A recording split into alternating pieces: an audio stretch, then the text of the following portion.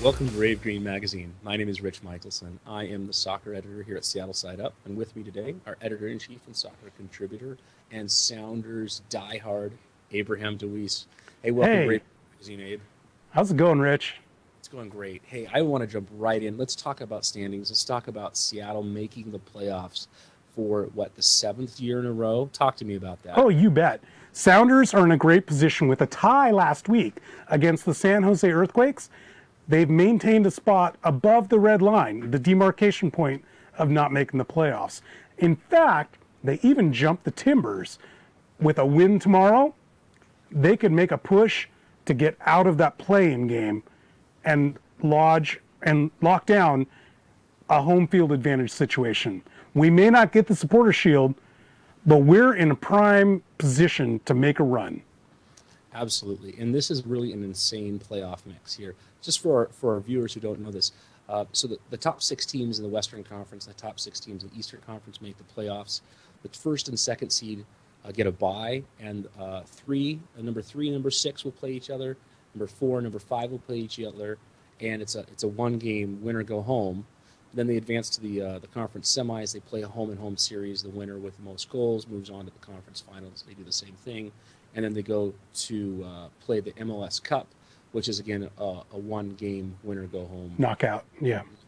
Knockout round. So it's a little bit weird for those of us that are American sports fans, might not have grown up with this. So that's what to expect. And the Sounders are above that dreaded red line right now, but it's so nip and tuck. Talk to me a little bit about how you feel about how close the Western Conference is, top to bottom. How close is it?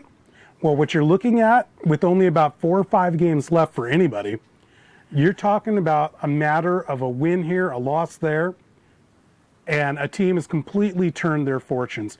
For example, if you take a look at a team, again, like the Sounders, who were out as of 2 weeks ago, they're back in it, and they're in the catbird seat with an opportunity to get home field advantage.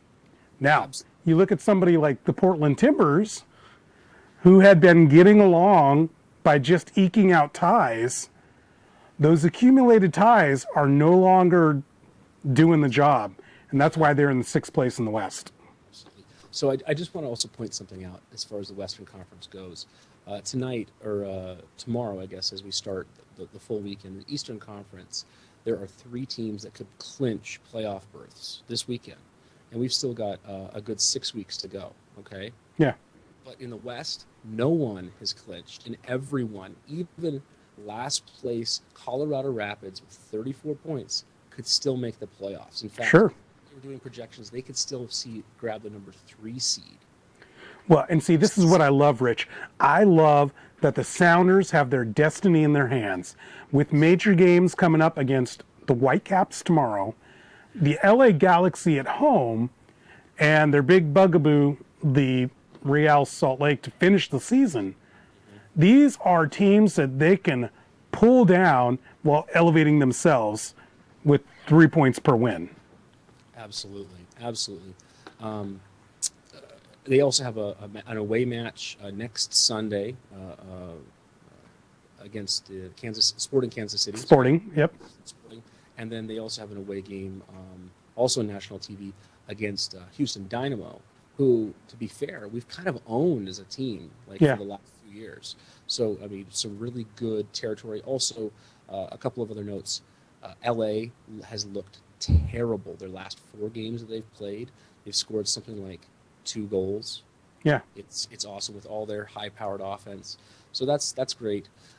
Let's move on. Talk to me about what you thought of Ivanschitz, Andreas Ivanschitz. I love this guy. I was tweeting and text messaging you all day long when I was watching this guy. He came in the second half of the San Jose game, and when he came in, our fortunes turned.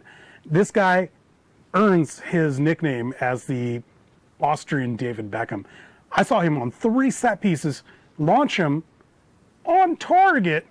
This doesn't happen in MLS often. On target to where it needed to go every single time. Now, one of those plays we didn't get to, but I honestly feel like our Sounder attackers weren't expecting such a good pass. expect more of that tomorrow. Absolutely. And I mean, there were two times that he hit the ball on a dime, put it on his teammate's forehead. And I honestly don't think they expected it that way. Yeah. Just got pushed wide. We easily could have had three or four more goals just off the service that he provided. But let me talk to you about what the Sounders did really well at the beginning of the season and what I think they can do as they close out the season here. At the beginning of the season, they possessed the ball. They dominated possession, and not just possession for possession's sake, because that doesn't mean anything, because you want to get goals out of that possession. I mean, Yeah. early in the season, we were talking about 25, 26, 30 pass sequences that led to goals, right? So we just passed the ball around until the defense finally broke down, and we got that key pass that unlocked the whole defense, and then it was just pell-mell with Oba and Deuce doing crazy crap and killing Yeah. the defense, right? Well, with Brad Evans on the field, he is great in possession. With Freiburg, he's very good in possession. Ivan Schitz can play out on that left winger position. Yep. He can also move into the center in that central midfield attacking role. He can move up top into that withdrawn forward spot in case we need to spell Deuce. Yeah. And then over on the other side, you've got the crazy man. Okay, he's not really crazy, but it's Nelson Valdez, who Yes. works like a crazy man. Well, you love his dogged determination. Absolutely love it. Oh my gosh, he's like chasing the ball the whole game, and even when he's tired, because I remember a couple of games ago he like waved. He's like, "Hey, sub me out," and they couldn't do it. They had to do other things, and so he played like another 30 minutes as an exhausted wreck. You told me he has a high work rate. Explain that. So the work rate is a soccer term that means basically perimeter players chasing the ball or chasing the defender and forcing the other team to pass the ball or do something with it. So oftentimes teams will let the central defenders who have come up to support just kind of hold the ball and make lazy passes back and forth, maybe kick it back to the goalie. Well, what he does is he chases the ball hard the whole game for 90 minutes. He's like running, not full out, but like at a really serious jog and sometimes a sprint. And you never know when he's going to go. And just a couple of times so far this season, he has made plays, he has made tackles that has directly led to goals. One in the Orlando game with Oba, and one in the Portland game of that breakaway that Martins got deflected that Deuce cleaned up and won the game against Toronto. Both of those. And you don't see this from a forward often. Forwards generally don't go back and defend. He will come back into his own our own box and defend, and this is from a forward position. This kind of work rate we have not seen. I mean, he even makes Oba kind of not look lazy. Oba is not lazy. Oba has a very high work rate as forwards go, but he is working harder than Oba. I can see totally why he was so popular and had such a long career in the Bundesliga. Rich, Ramon Torres, we learned this week, isn't coming back. Zach Scott, also injured. What are we going to do at middle back? Well, I think that Brad Evans is going to continue his utility role. As much as he might not want to, he is the super sub. He is the super plug him wherever you need him. I mean, heck, he's played forward in Champions League earlier this year. Against RSL in our losing effort a couple weeks ago, the game I actually got to go and watch. Late in the game when they were pressing for a goal, he actually moved up and was the third forward. He was playing withdrawn forward. He's playing the position that Clint Dempsey usually plays. Yeah. And this is a guy that started the season at center back. Remember that editorial you wrote early in the season? Yes. Said he was terrible. Well, what happened is he learned the position and he became very, very indispensable. And he did. I think as he moves into that center back role, and I think he'll see time along with Zach Scott. I think he'll still kind of go maybe a little bit midfield, maybe a little bit center back. Here's your real key to the game, though, for defense, is getting Osvaldo Alonso into full 90 form. Absolutely. And Osvaldo Alonso, like all these players that I'm mentioning here, all have one thing in common, okay? And it's not finishing ability. It's not great stamina. It's not determination. It is the ability to possess the ball effectively under pressure and make a good pass even under pressure to their teammates. Now we have like 8 guys on the field that can do that. And that will be key, I think, because this Vancouver team likes to sit deep and counter. You bet. All right, we only got a couple minutes left, Rich. Who do we look out for on Vancouver? Who's the name? Oh man, the key name. There's two guys that scare the crap out of me, to be honest. Kakuta Mane is their 20-year-old winger. He flies like the wind. He works hard, and he will pass the ball on crosses into the box, just hoping that something happens. And it's worked so far for him this year. Got 6 goals and 6 assists. The other one is their key playmaker who has been injured a good part of the year, kind of like our Obafemi Martins. It's Pedro Morales, who plays that center attacking midfielder, kind of that Clint Dempsey type role. He sits right behind their center forward, Octavio Rivero. That's the guy I'm worried about.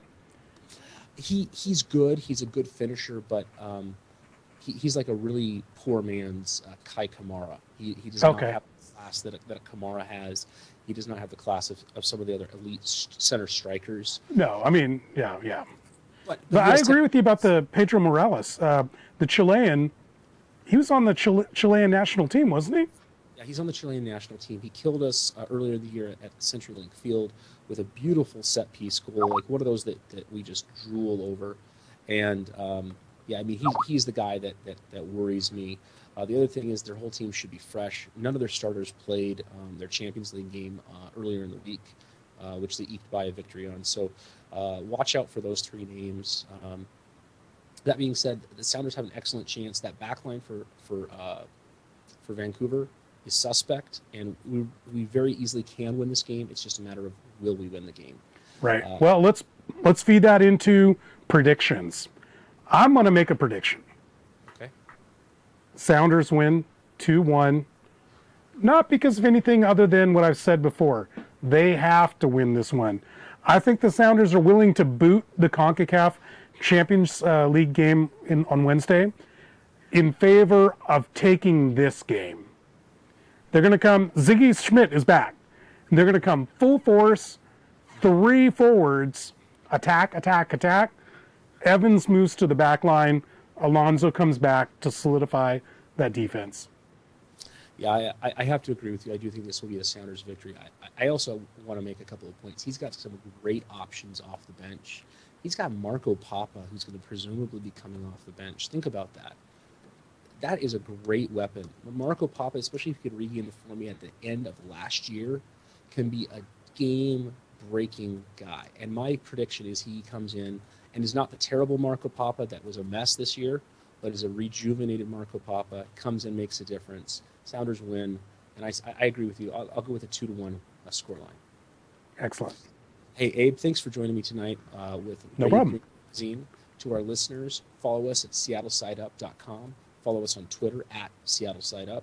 And if you want to follow each of us individually, you can check him out at SSU_Abraham D and me at SSU_Richard.